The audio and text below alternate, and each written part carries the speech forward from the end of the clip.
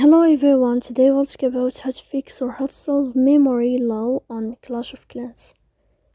To know how to fix or how to solve memory low on Clash of Clans app, you should just go to settings. Here you can click on apps, default apps, app settings. Then you can click on Clash of Clans.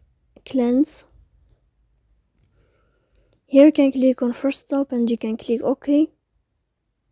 After that you can go to storage. Here you can click clear cache. Don't click clear data because that can cause the errors in your app. In the end, you can turn off your phone and you can wait a moment to turn on your phone again. So please don't forget to support us by like and subscribe. See you next time in another video, and thank you for your attention and your watching.